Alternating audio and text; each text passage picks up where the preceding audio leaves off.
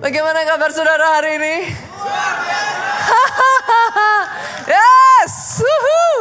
Luar biasa saudaraku. Bulan ini kita masuk di dalam satu seri firman Tuhan yang baru. Yang buat saya sangat spesial karena ini adalah bulan yang spesial untuk gereja kita. This is our anniversary month. Ini bulan ulang tahun bagi gereja kita. Dan yang saya percaya yang Tuhan berikan rema buat setiap kita. The fire is getting bigger. Saya perkatakan api yang baru. Fresh fire. Dicurahkan atas kehidupan saudara. Boleh aminnya yang paling keras? Boleh kita beri tepuk tangan yang paling meriah buat Yesus Tuhan kita. Saya merasa dalam kehidupan saya sendiri ya saudaraku, bulan-bulan anniversary seperti ini adalah satu bulan yang it's good buat kita untuk evaluasi. Dan satu pertanyaan yang saya rasa di momen ini, di bulan anniversary kita ini yang kita perlu tanyakan, apakah api itu masih menyala di dalam diri kita? Seberapa panas api itu menyala di dalam diri kita? Itu sebabnya saudaraku saya akan membagi ini menjadi 4 kriteria. 4 kriteria saudaraku.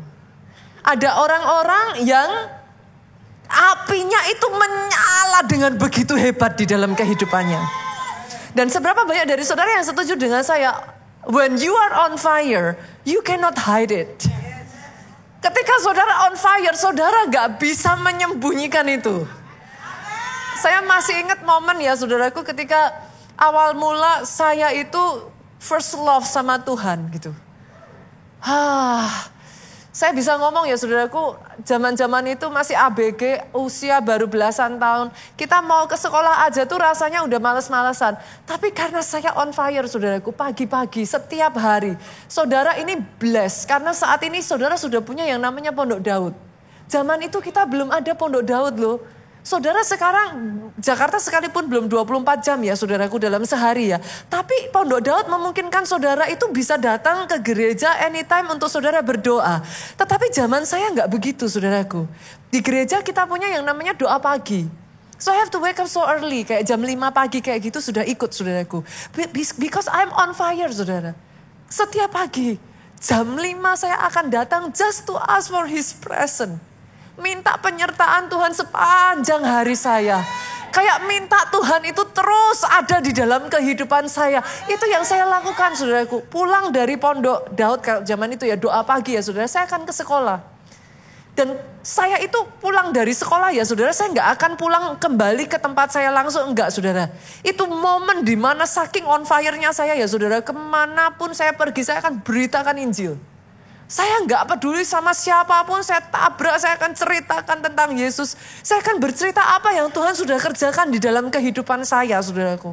Pernah satu momen saking saya on fire-nya, saudara. Saya nggak pandang bulu, saya nggak lihat, saya menginjili orang gila, saudaraku. Saya nggak ngeh, awal mulanya karena dia cuma diem. Saya ngomongan dia cuma diem ya saya pikir ya aman-aman aja saudaraku. Tapi waktu berjalan sampai titik tertentu saya tiba-tiba sadar saudara. Something is off gitu saudaraku. Tapi karena sudah setengah jalan kan saya gak mungkin berhenti. Saya lanjut aja, saya tabrak saudaraku. Saya ceritakan tentang Yesus. Dan sejak dari hari itu, dia gak pernah berhenti kemanapun saya pergi. Dia ikutin saya saudaraku. Saya pikir haleluya saudara. Tapi yang dahsyatnya, yang luar biasanya, Tuhan pulihkan kehidupan orang ini. Bahkan dari hidupnya Tuhan pakai dia saudaraku. Bukan hanya dia dipulihkan. Dia membawa mamahnya menerima Yesus Tuhan sebagai juru selamat di dalam kehidupannya. When you are on fire, saudara gak bisa hide. Saudara gak bisa sembunyikan itu. Kemanapun saudara pergi, saya ingat masa-masa ya saudaraku. Bahkan ketika saya ditentang pun, saya tidak diizinkan pun saudaraku. Setiap hari Minggu saudara saya akan ambil bicycle saya akan ambil sepeda saya pergi saudaraku ke daerah-daerah di dekat rumah saya yang sorry to say saudara, tempatnya itu kumuh saudaraku. Baik kumuh yang saya maksudkan mungkin supaya saudara bisa dapat gambaran. Mereka itu tinggal hanya di tempat yang kayak 2 kali 2 meter saudara. Besarnya hanya sebesar itu. Tetapi dipakai tinggal mamahnya, papanya, anaknya 3 saudara. Dapurnya di situ, kamar mandinya di situ, tempat makannya di situ saudaraku, tempat tidurnya di situ. Seperti itu keadaannya saudaraku. Pulang dari sekolah saudara, terlepas saudara tahu dong anak-anak usia SMP seperti itu tuh seperti apa kesibukan lesnya. Saudara di sini yang punya anak-anak ABG tentunya saudara mengerti yang saya perkatakan ini saudara. Tapi saya nggak peduli saudaraku. Di momen dimana saya punya waktu saudaraku, saya akan naik sepeda, saya akan pergi ke kampung ini saudaraku. Sekalipun saya ngerti, papi saya, mami saya out of love ya saudara. Mereka pasti khawatir gitu. Tapi saya akan pergi saudaraku dan saya akan ketok dari pintu demi pintu saya akan ketok saudara. Saya akan ajak anak-anaknya untuk ke sekolah minggu saudaraku. Awal mulanya mereka nggak langsung percaya saudara, ini anak mau dikemanain gitu kan saudara. Tapi karena lama kelamaan saudara saya membangun hubungan dengan mereka saudaraku. Dari awalnya saya hanya ngajak 1 anak. Tapi lama kelamaan saudara di kota Solo tuh kalau saudara yang familiar saudara pernah ada yang namanya becak Bapak Ibu. Biasanya kalau becak itu saudaraku kita tuh paling maksimal cuman bawa itu 2 orang terus pangku-pangkuan 2 orang lagi saudara. Kalau kecuali kita mau genjot ya saudaraku, apa kita mau ininya yang di belakang bapak becaknya ya itu lain perkara lagi gitu. Tapi otherwise saudaraku itu 4 orang kita udah tumpuk-tumpukan. Jadi awal mulanya saya hanya bawa 1 becak saudara. Saya duduk, saya bawa 3 anak. Besoknya lagi saya bawa 2 becak. Saya bawa 3 becak. Dari rumah ke rumah setiap hari Minggu saudaraku. Saya on fire. Saya gak bisa berhenti. Orang mau menyuruh saya ini pun saya tidak bisa berhenti saudaraku. Kehidupan doa saya berubah. Kehidupan ibadah saya berubah. Ibadah saya tidak akan pernah biasa-biasa. Setiap kali ibadah seperti ini ya saudara. Yang lain cuman diam-diam. Entah saya ada di mana. Saya akan angkat tangan. Saya akan bilang amin. Kadang-kala tengah pendeta berkhotbah saya bisa meneteskan air mata. When you are on fire, saudara tidak akan pernah bisa menyembunyikan. Dan dengar ini ya saudaraku, sebagian orang ngomong, Pastor kita ini ada di momen yang seperti ini, krisis apa segala macam ya. Justru di tengah-tengah krisis seperti ini, apa kita masih bisa? Apa kita bisa survive? Saya nggak bisa menjawab untuk semua orang ya saudaraku, tapi ini yang saya tahu. Saya melihat ada orang-orang ya, despite semua orang bilang sepi-sepi, selalu aja saya menemukan orang-orang yang ngomong sama saya seperti ini, Pastor, saya kadang tanya, kamu gimana, usahanya kiri kanan begini dan lain sebagainya. Mereka akan katakan seperti ini kepada saya, Pastor kiri kanan saya memang sepi. Tapi entah saya nggak tahu kenapa, setiap hari saya akan tumpang tangan atas pekerjaan saya. Setiap hari saya akan memastikan, saya bawa di hadapan Tuhan, saya akan berdoa. Dan pastor tahu apa yang terjadi, ada saja berkat Tuhan. Saya tidak mengeliminasi ya saudaraku, I know what happened. Saya tidak mau kayak kita terbang di awan-awan kayak gitu ya saudara. But listen, dengar ini saudara. Ketika ada api di dalam kehidupan saudara, apa yang engkau kerjakan dengan bersemangat. Itu yang jadi perbedaan. Akhirnya karena engkau kerjakan dengan bersemangat, orang bisa melihat loh saudara, somehow ya, you are different. Orang ngobrol sama saudara aja, they can feel it's different. Dan karena mereka bisa merasakan itu ya saudara, tiba-tiba mereka juga masuk di dalam apa yang saudara alami. Lompatan demi lompatan itu terjadi begitu saja. Yang orang lain tidak alami, it happens in your life. Itu terjadi di dalam kehidupan saudara. Doa saya ya saudara, api yang seperti ini saya bahkan merasakan ya. Bahkan sementara saya mengatakan teman-teman di sini saya tahu saudara. Mungkin saudara yang ada di belakang saudara dengar amennya kenceng. Ini sama sekali nggak diorganize loh ya saudaraku. Ini bukan choir yang ada di depan saudara. Tapi yang saya percaya karena teman-teman ini on fire.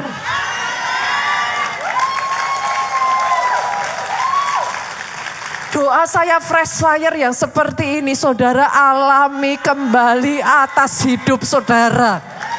Karena kekristenan tidak akan sama dengan atau tanpa api, saudara. You need the fire. Saya masuk ke kategori yang kedua ya, saudara. Kalau kategori pertama tadi, apinya menyala dengan hebat. Tapi yang kedua, saudara, apinya nyala sih. Saudara berkobar. Hanya biasa-biasa aja gitu. Mungkin kalau buat saya kategorikan ini sebagai like early stage of fire. Saya tuh pernah ya saudaraku satu kali punya pengalaman yang sangat berharga buat saya saudaraku. Melihat bagaimana cara ternyata bikin api itu gak segampang itu gitu saudaraku. Saya kalau di kota Solo, kalau di Jakarta gini kita kenal yang namanya puncak. Tempat yang agak tinggi, terus kayak dingin, terus kayak kita kalau biasanya kumpul keluarga, kita gathering itu pergi ke puncak. Kalau di Solo, saya nggak tahu apakah ada orang Solo di sini ya? Adakah? Ada beberapa tangan terangkat. Kalau di Solo, saudara kenal yang namanya Tangmangu.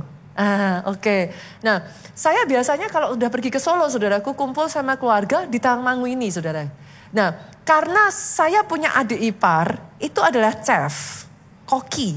Saya tuh suka masakannya dia. Saya ngomong sama dia, saya nanti pulang, saya bawain daging wagyu, saya bilang. Kamu nanti masak ya, kita barbekyuan. Dia langsung siap Ci katanya. Wah kita happy saudara. Saya sudah berandai-andai, wah keren ya, panggang-panggang saudaraku. Wah kayaknya enak nih, makan daging langsung dikipasin kayak gitu. Ternyata tidak sesederhana yang saya pikirkan. Bikin api itu gak segampang itu saudaraku. Itu udah dikipasin sampai keringet netes-netes saudara. Apinya itu belum nyala saudara. Dari pelajaran itu saya mempelajari satu hal ini, dengar ini saudaraku. Api itu tidak sedemikian langsung ada loh. You gotta do something loh. Untuk membuat api itu menyala. Saudara gak bisa berharap tiba-tiba nothing happen terus apinya bus langsung menyala. Itu gak, it doesn't happen like that. Bahkan saudaraku saya menemukan satu pelajaran yang cukup menarik. Pada saat api itu dikipasin ya saudara. Itu kan kita kumpulkan arang. Kadangkala setelah dikipasin lama tuh ada salah satu arang itu yang keluar baranya. Warnanya kayak merah-merah tuh. Tapi ketika arang itu keluar baranya kita udah happy nih. Wah jadi gitu kan saudara. Di tengah kita happy kita satukan tuh arang dengan arang-arang lain yang masih mati. Itu hilang loh baranya. Saudara mengerti yang saya maksudkan? Ketika saudara sedang menyala-nyala seperti itu, pastikan komunitasmu komunitas yang tepat. Karena kalau saudara berkumpul dengan orang-orang yang negatif, apinya bisa padam kembali. Saya belajar satu pelajaran yang sangat tidak menyenangkan saudaraku. Begitu lama kita kumpulin dapat satu yang buk. Kita pikir satu yang buk ini kalau ditumpuk yang lainnya dia jadi menyalakan. Tapi ternyata saudara dibutuhkan apinya cukup besar lebih dulu. Baru dia bisa menyalakan yang lain. Kalau saudara masih ada di early stage. Saya perkatakan jangan berhenti. Usahakan kipasin terus. Kipasin terus. Itu sebabnya senggol kiri kanan. Komsel. Nah loh, terserah saudara mau bilang sama saya pastor, bosen pastor ngomongnya komsel. Tapi yes, terlepas dari saudara punya masalah di dalam komsel, terlepas dari buat saudara komsel menyebalkan, saya rasa legal kok untuk marah. Yang sepakat katakan amin. Adakah di sini karena saudara orang Kristen saudara nggak pernah marah? I think it's legal loh untuk marah. Just don't quit. Boleh? Just don't quit. Jangan berhenti. Karena yang saya percaya ya saudaraku, besi menajamkan besi. Manusia menajamkan sesamanya. Selama anak panah itu ujungnya tidak ditajamkan, saudara tidak akan bisa diluncurkan. Senggol kiri kanan lagi. Komsel. Kalau mau tepuk tangannya yang paling meriah.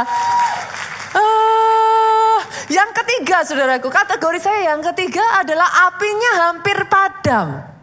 Nah, saya ingin mengajak saudara untuk melihat dulu ya. Pernahkah saudara, berapa banyak di sini yang pernah api unggun?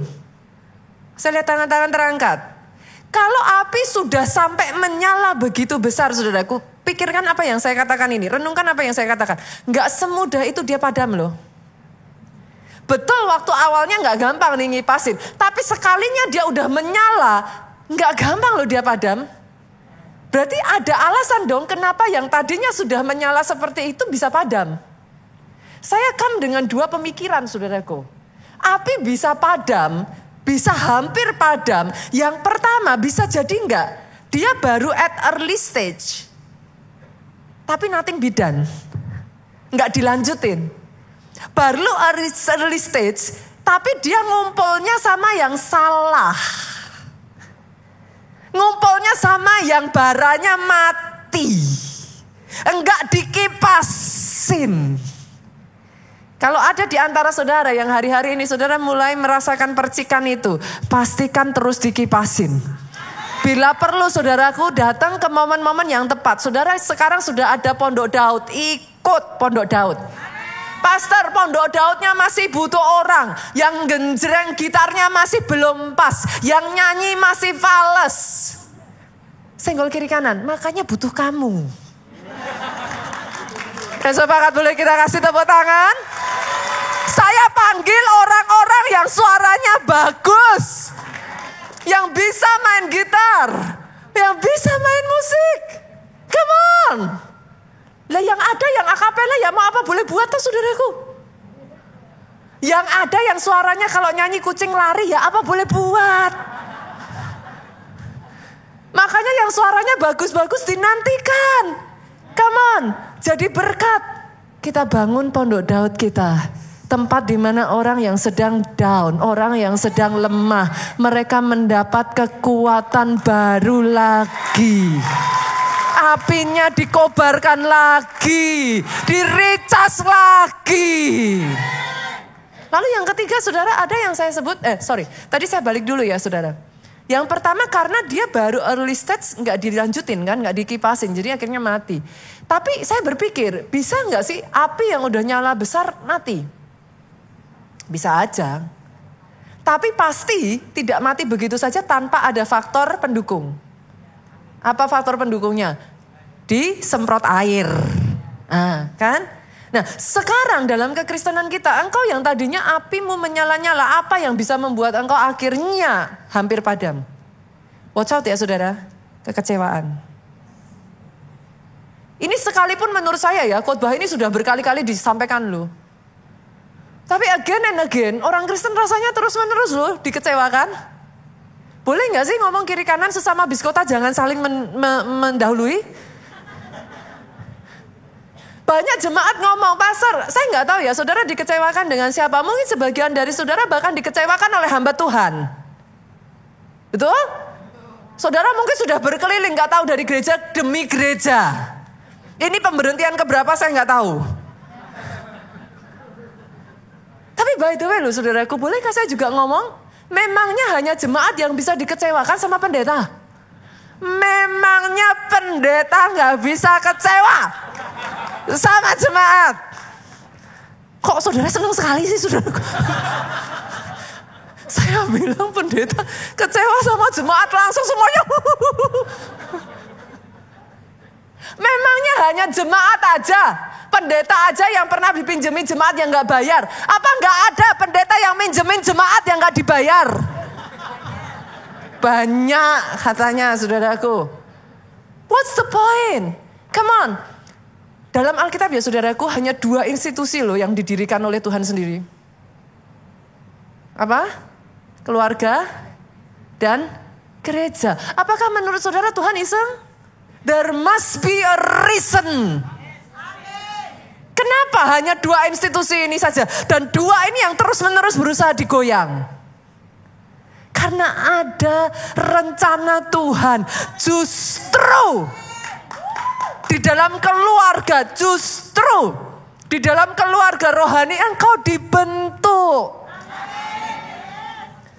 Minyak dari zaitun ya saudaraku, itu tidak akan keluar unless buah zaitun itu diperas. Memangnya enak. I've been there.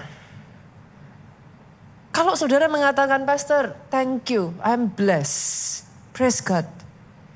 You are blessed. Saudara diberkati dari harga yang sudah dibayar. I'm not gonna be the way I am right now ya saudara, kalau saya nggak diizinkan seperti tomat yang udah bonyok.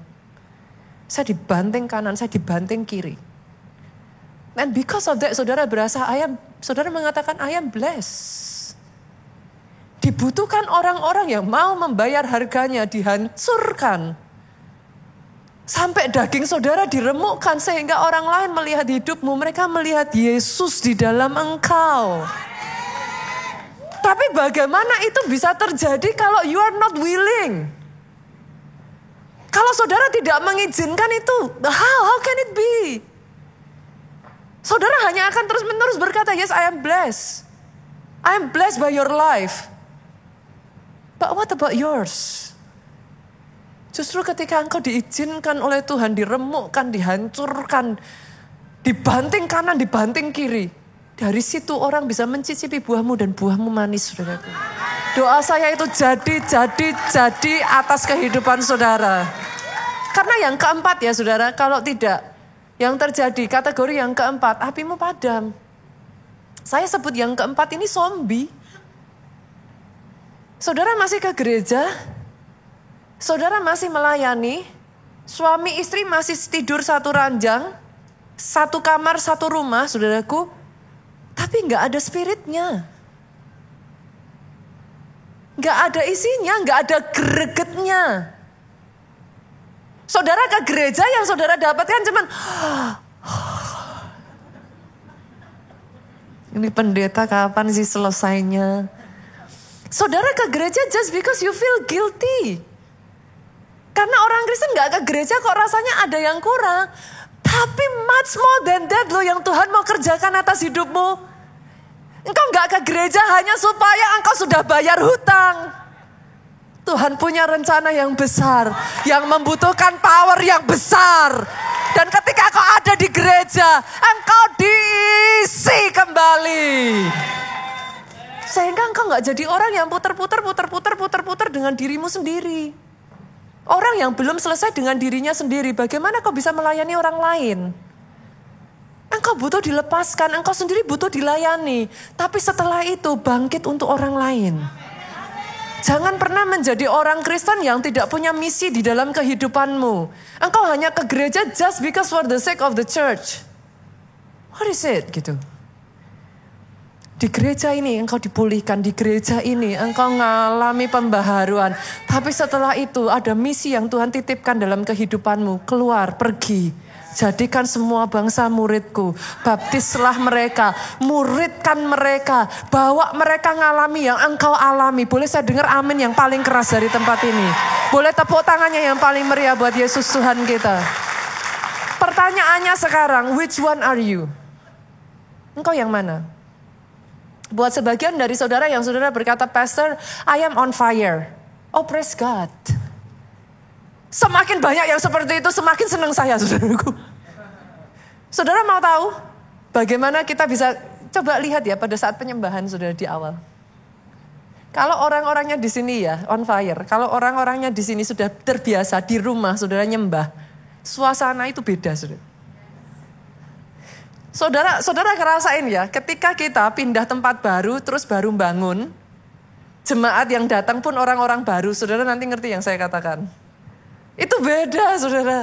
Atmosfernya beda. Kalau saudara yang sudah terbiasa bagaimana bawa masuk ini itu dan lain sebagainya di rumah, saudara membangun kehidupan penyembahan saudara. Saudara bisa ngerasain di sebuah gereja yang seperti itu ya. Wah, saudara nyembah itu kayak open heaven, saudara. Itu nangis loh, air mata itu benar-benar saudara bisa ngerasain merinding dari ujung kepala ke kaki. See? Itu artinya semakin banyak yang on fire. Nah, tetapi buat saudara yang sudah on fire, boleh gak saya kasih challenge? Saya kasih tantangan. Jangan merasa puas. One more. Minta lebih lagi. Saya baca, I stumble upon this verse ya saudara. Kita buka ya. Daniel pasalnya yang ketiga ayat 19. Dan saya dibukakan Tuhan sesuatu yang menarik gitu. Actually the verse is not about it gitu ya. Ayat ini tuh bukan berbicara soal itu. Tapi saya jadi memahami sesuatu. Ayatnya ngomong kayak gini. Maka meluaplah kegeraman Nebukadnezar. Air mukanya berubah terhadap Sadrak, Mesak dan Abednego. Lalu diperintahkannya lah supaya perapian itu dibuat 7 kali lebih panas dari biasa. Artinya kalau saudara sudah on fire, double it, triple it. Kenapa saudaraku? Karena kadangkala saudara sudah on fire, tapi engkau on fire sendirian.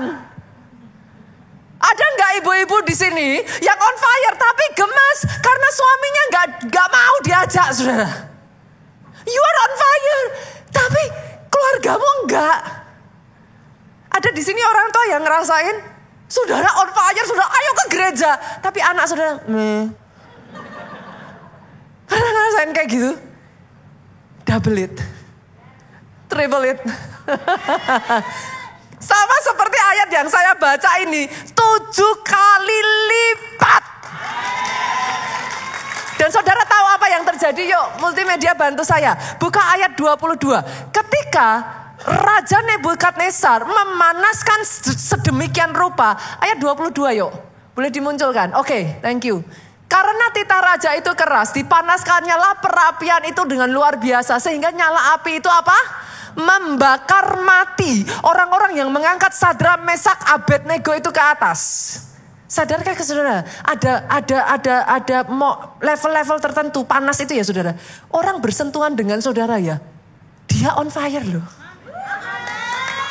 Entah gimana ya saudaraku, waktu mereka ngobrol sama saudara, mereka bisa ngerasain yang tadinya down, mereka bisa merasakan bangkit lagi. Masih ingat kisah nggak? Perjalanan 2 murid Yesus dari Emmaus. Mereka sedih, mereka merasa gurunya sudah mati. Tapi di perjalanan mereka ketemu dengan Yesus, saudaraku. Mereka nggak tahu itu Yesus. Tapi mereka ngomong, kenapa ya kok ngomongan sama kamu kok beda? Ada orang-orang di sini yang saya perkatakan ya saudara.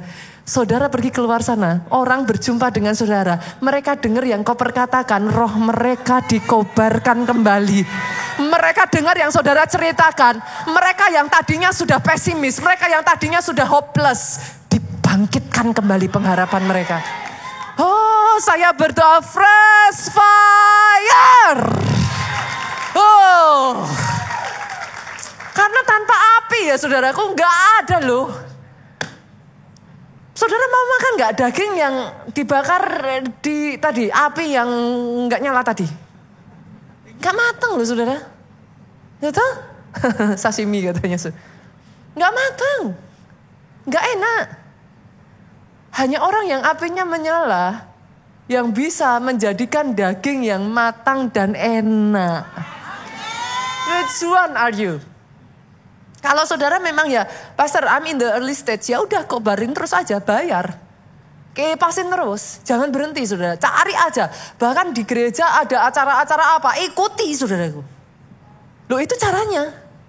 Saudara kalau mau apinya lebih besar ikuti. Percaya saya, nanti hari demi hari ya, kalau enggak saudara kobarin, ngadepin masalah, ngadepin perkataan negatif, dengar berita ini, dengar berita itu, mati itu apinya.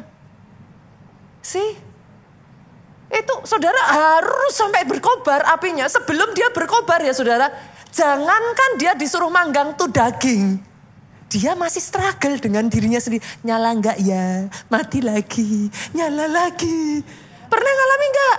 Saat teduh, hari ini saat teduh, besoknya lagi, saat teduh lagi nyala, besoknya lagi. I've been there. Nggak ada jalan lain, apimu harus sampai berkobar. Kalau enggak, yang ketiga ya saudaraku, kalau apinya itu hampir padam. Saudara pernah nggak sih nyalain itu loh, roti ulang tahun? Sih, lilinnya kecil kan? Apinya kecil kan? Apa yang saudara lakukan seringkali? Bener? Buat lilin yang seperti itu ya, nggak butuh badai saudara. Iblis itu cuma kayak gini loh. Habis. Saudara ngerti ya?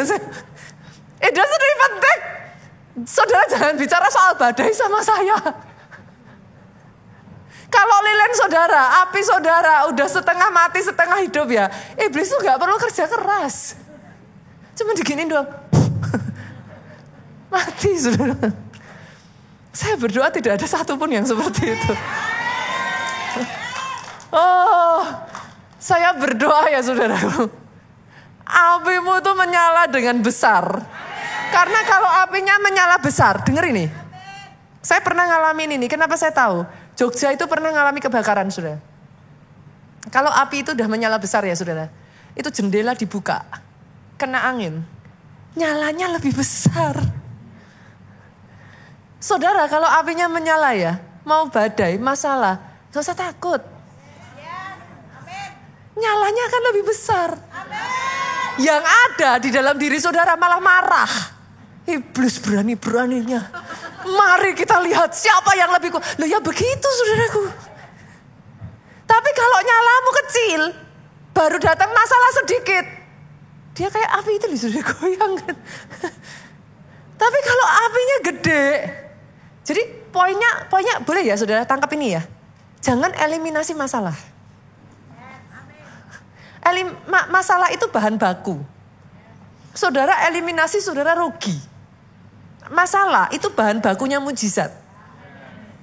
Dipanggang aja jadinya mujizat. Kan gitu. Loh kan make sense kan? Make sense toh? Masalah kalau saudara tidak ada api, dia menghancurkan hidupmu. Tapi kalau dia api, saudara akan muncul mujizat yang terjadi. Nah, aminnya boleh yang paling keras. Kasih tepuk tangannya yang paling meriah. Bahkan firman tuh ngomong, pastor kalau saya benar-benar udah ini gimana? Matius 12 saudaraku lihat. Ayatnya yang ke-20. Ini ada lagunya kan. Bulu yang terkulai takkan dipatahkannya. Dia akan jadikan indah. Sungguh lebih berharga sumbu. Nah. Takkan dipadamkannya, dia akan jadikan terang untuk kemuliaannya jadi atas hidupnya. Yang saya kenal ya saudaraku, bahkan Tuhan saya ya, kalau Tuhan saya masih sama ya. Dan kita menyembah Tuhan yang sama kan? Dia masih Tuhan yang membangkitkan Lazarus. Bahkan satu kali dia berjumpa dengan seorang nabi, saudaraku. Diperhadapkan pada tulang yang sudah begitu kering. Yeskiel. Tuhan tanya sama Yeskiel, bisakah tulang yang kering ini dibangkitkan? Saya tuh baca ayat itu ketawa loh saudara. Saya pikir, wah Yeskiel berhikmat ini saudaraku. Tuhan tanya, bisa gak dibangkitkan? Menurut saudara gimana? Hah? Ternyata iman keluarga Allah lebih besar dari Yeskiel, saudara. Karena pada saat Yeskiel melihat itu, dia mau ngomong gak bisa, dia sungkan sama Tuhan. Masa ngomong sama Tuhan, gak bisa Tuhan? Siapa dia berani ngomong gak bisa sama Tuhan, kalau gak disambar api, saudaraku. Tapi dia mau ngomong bisa. Yang di depan matanya tulang itu sudah terlalu kering. Akhirnya Yeskiel ngomong, hanya Engkau yang tahu Tuhan. Lo bijaksana kan? Itu jawaban yang paling aman saudaraku. Hanya Engkau yang tahu Tuhan.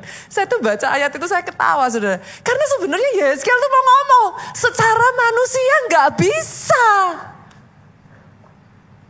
Tapi bagi Tuhan.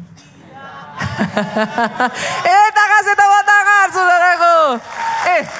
Ini kalau setiap ibadah kayak gini, saya khotbahnya ringan ini saudara. Saya belum khotbah aja udah amin saudara. Aduh Tuhan Yesus, tidak ada yang mustahil saudara. Dengar ini ya, bahkan kalau toh saat ini ada ya di antara saudara, yang saudara apimu tuh sudah terasa padam. By you coming here aja ya saudaraku, saudara datang ke tempat ini saja, sebenarnya buat saya ya. Saudara masih berusaha kok untuk menyalakan lagi apimu. Kalau enggak ngapain kau kesini? Why you come here?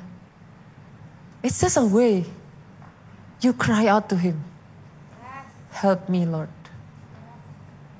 Dan yang saya tahu ya saudaraku, Alkitab mengatakan, dia menampung air matamu dalam kirbatnya. Dia tidak pernah menyia-nyiakan setetes air matamu, dia selalu tampung. One cry from your mouth, saudaraku. Dia dengar dan dia lari memeluk engkau. Jadi buat saudara yang hari ini kau merasa apimu sudah padam sekalipun. Oh, I speak fresh fire. Api yang baru dinyalakan kembali atas kehidupan saudara di tempat ini. Tapi ya saudara, untuk menyalakan api ada dua faktor yang perlu saudara perhatikan. Yang pertama, yuk kita buka dalam Yesaya. Pasalnya yang ke-64 ayatnya yang pertama sampai ayatnya yang kedua saudaraku. Ayat ini ngomong gini, sekiranya engkau mengoyakkan langit dan engkau turun. Jadi kalau Tuhan itu turun itu berbicara apa saudara? Visitasi. Visitationnya Tuhan, lawatannya Tuhan. Apa yang terjadi ketika Tuhan turun? Ketika lawatan terjadi, apa yang terjadi saudara? Dengar ini. Gunung-gunung goyang di hadapanmu. Perhatikan saudara, setiap kali saudara membaca Alkitab ya, jangan hanya diartikan kayak gunungnya goyang. No, gunung itu simbol dari apa? Masalah, apalagi saudara? Something that is too high for you kan? Terlalu tinggi buat saudara untuk dicapai. Setiap kali saudara membaca di dalam Alkitab, bahkan angka itu punya simbol saudaraku. Jadi jangan dibiarkan begitu saja, itu kayak itu gunung maksudnya. No, it's not always like the real gunung saudaraku. Tapi berbicara tentang masalah, dengar ini. Ketika Tuhan melawat engkau, masalahmu pun goyang. Masalahmu gemetar. Bahkan dikatakan ya saudaraku, seperti api membuat ranggas menyala. Ranggas itu apa? Rumput kering. Ada di sini ya saudara sudah merasa tadi seperti bulu yang terkulai. Saudara sudah seperti rumput kering. Ketika visitation, Tuhan turun, Tuhan melawat umatnya saudara. Tuhan melanda saudara. Rumput kering sekalipun menyala seperti api. Dan dikatakan dia membuat air mendidih. Ibu-ibu di sini berapa banyak yang tahu kalau masa airnya nggak mendidih, sopnya nggak jadi bu. Brokolinya nggak jadi, dagingnya nggak mateng, betul? Hanya ketika dia melanda, dia visit saudaraku, lihat ini. Dan ketika itu terjadi, when you are on fire, apa yang terjadi? Dia membuat namanya dikenal oleh lawan-lawanmu sehingga bangsa-bangsa gemetar di hadapanmu. Orang yang dalam dirinya on fire ya saudaraku. Saudara akan ngalami tiba-tiba ya. Orang mau ngejar saudara. Saudara itu larinya itu bukan cuma lari. Bukan berjalan, bukan berlari, dibawanya terbang. Sebentar dia ketemu saudara ya. Saudara sudah di level ini ya. Saudara gak ketemu sebentar aja. Wus, kayak kok secepat itu? Orang yang di dalam hidupnya on fire ya. Saudara nanti akan menemukan. Itu rekor upon rekor upon rekor. Saya akan melihat rekor upon rekor. Saya perkatakan ini ya saudara, yang kau alami belum ada apa-apanya. That is just the beginning. Kalau ada yang bisa nangkap perkataan saya ini, saya nggak ngomong ini di yang ibadah yang sebelumnya. Tapi saya perkatakan ini, akan ada orang-orang di tempat ini yang you will break your record. Rekod yang saudara lihat, yang selama ini saudara sudah katakan dengan mulutmu ini sudah luar biasa Tuhan. You will break it. Saya berdoa itu terjadi saudaraku. Dan itu hanya bisa terjadi ketika ada angin. Dua faktor itu saudaraku. Yang pertama angin. Makanan yang membuat api paling cepat besar itu O2. Dan by the way sorry. Bukankah tanpa O2 saudara gak bisa hidup? Saudara menemukan gak kenapa begitu? Tuhan menciptakan tubuh kita ini ya Bapak Ibu. Itu sistem api loh. Saya buktikan ya. Coba pegang tengkuk saudara, leher saudara seperti ini. Bisa kerasa? Kadang saudara pegang perut saudara, kali ini pakai baju gini gak bisa ya saudara. Tapi kadang kalau saudara bisa pegang perut saudara pun ya, yang paling deket ya saudara pegang tengkuk. Saudara bisa ngerasain kan? Kenapa hangat? Tanpa saudara sadari di dalam dirimu itu terjadi pembakaran. Dan itu terus. Kalau tidak ada pembakaran, makanan yang masuk tidak akan bisa loh saudaraku. Dihancurkan dan ditelan, dicerna. Tuhan itu menciptakan dalam diri kita sendiri itu based on fire system. Saya tanya sekarang, saudara datang ke tempat ini. Saudara naik kendaraan kan? Saya nggak tahu saudara naik sepeda motor kah, saudara naik mobil kah? Bisa jalan karena apa? Bahan bakarnya itu bisa masuk terus akhirnya mobilnya jalan karena apa? Karena ada pembakaran saudaraku. Kalau tanpa pembakaran mobil saudara nggak jalan. Is it too hard to see the fire, api yang ada di atas mezbah itu harus menyala. Jangan dibiarkan padam. Kenapa hanya orang yang bertahan sampai pada kesudahannya yang masuk dalam kerajaan surga? In case buat saudara yang berkata, Pastor, is it not enough to be a Christian? Sorry loh saudaraku. Bukannya orang yang berseru Tuhan, Tuhan, yang kan masuk ke dalam kerajaan surga. Saya tahu wajah saudara yang gini, berarti itu usianya udah beda. Itu udah beda umur lagunya. Tapi anyway saudaraku, not by being a Christian. Saudara masih ingat gak yang kedua yang dibutuhkan untuk api itu bisa menyala? Minyak. Masih ingat kisah 5 gadis bijaksana dengan 5 gadis bodoh? Oke ya saudaraku, ingat ya. Apa yang membedakan gadis bodoh dan gadis bijaksana? Tapi itu kan kita baru tahunya di akhir. In the beginning gak ada bedanya. Baik gadis bodoh maupun gadis bijaksana, Alkitab mencatat dua-duanya pelitanya menyala. Baca nanti saudara, Matius 25 saudara baca dari ayat pertama sampai nanti go through satu perikop. Pelitanya dua-duanya menyala. Baik gadis bijaksana maupun gadis bodoh heading toward the same direction. Mereka datang ke pesta perkawinan anak domba. Berarti arahnya sama dong. Siapakah orang Kristen di sini yang nggak mau masuk surga? Ngapain saudara kesini? Kan gitu. Ceritanya tuh sesederhana itu gitu saudaraku. Artinya sama. Nggak ada bedanya. Yang ketiga saudaraku, baik yang bijaksana maupun yang bodoh sama-sama tidur. Loh baca aja. Mereka semuanya tidur. Jadi nggak ada bedanya. Pastor, in case ada di antara saudara yang bertanya, keterlaluan tuh, masa tidur? Oke, saya kasih gambaran ya saudaraku. Makanya kenapa saya tuh paling senang kalau saudara baca Alkitab, jangan hanya baca. Gambarkan saudaraku. Saudara harus mengimajinasikan.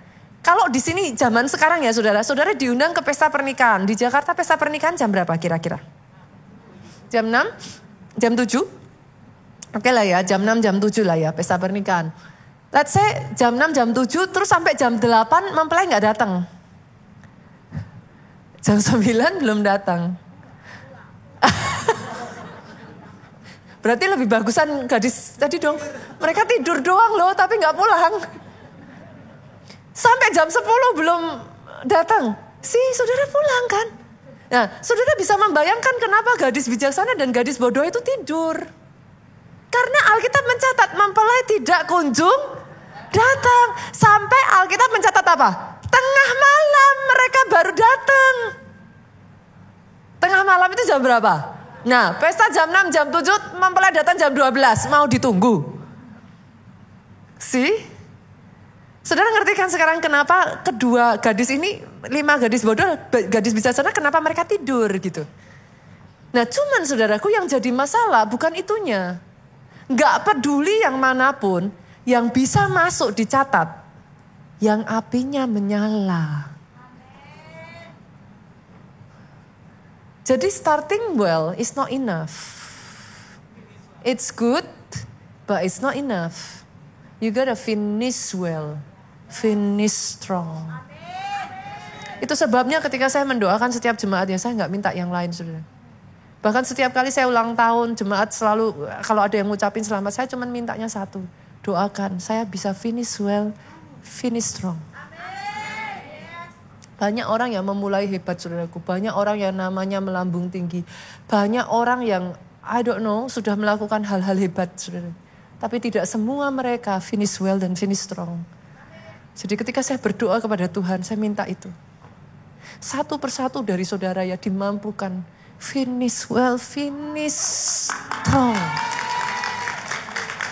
Dan saudara tidak bisa melakukan itu kalau apimu tidak menyala. Apimu harus menyala. Apimu harus menyala, saudaraku. Dan yang membuat api bisa bertahan sampai akhir bukan yang lain-lain, saudaraku. Ekstra minyak. Pastor, apakah terlambat kalau saya ambil ekstra minyak setelah ada masalah? Ya enggak apa-apa sih. Sama kan, gadis bodoh kan juga sama. Setelah muncul masalah, minyaknya, pelitanya padam, mempelai belum datang, muncul masalah kan saudaraku. Dia minta dari gadis bijaksana. Yuk kita buka Matius pasalnya yang ke-25 ayatnya yang ke-9 saudara. Apa kata gadis bijaksana? Mereka ngomong seperti ini. Tidak, nanti tidak cukup untuk kami dan untuk kamu. Lebih baik kamu pergi kepada penjual minyak dan beli di situ. Berarti minyak itu hanya bisa dibeli. Dibeli itu maksudnya gimana saudara? Keluar, nah bayar harga, effort. Kalau saudara tidak mau mempersiapkan diri menjelang masalah itu datang ya saudaraku. Bahkan pada saat masalah itu datang, gadis bodoh itu beli minyak enggak? Mereka beli minyak loh. Tapi terlambat. Saya harus warn saudara dalam hal ini. 2024-2025 ini ya, Pastor Jonathan kami ketika berdoa ya saudaraku, ada hal unik ya. Saya nggak mau ngomong, thus says the Lord. Enggak saudaraku. Tapi yang saya rasakan ya saudara, at the same time, kenapa saya katakan unik? At the same time, kegelapan itu ada. Tapi saya melihat, ada orang-orang yang justru di dalam kegelapan itu, terangnya bercahaya lebih terang. Jadi kalau saudara salah fokus, fokusmu pada kegelapannya. Ups, sorry. Fokusnya salah. Tapi kalau saudara bisa melihat kegelapan itu sebagai platform yang membuat terangmu justru bercahaya lebih terang. Saudara tidak akan terus-menerus mengeluh kepada Tuhan. Yang saudara harus lakukan, nyalakan apimu semakin terang. Karena bahkan di dalam kegelapan ya saudaraku, api paling kecil pun dia akan menyala dengan terang. Dan itu that's what we feel gitu. Saya perkatakan atas kehidupan saudara ya, ada orang-orang di tempat ini, terlepas dari kegelapan yang kau rasakan di sekeliling saudara, apimu menyala paling terang. Jadi dalam hidup saudara boleh kita berikan tepuk tangan yang paling meriah.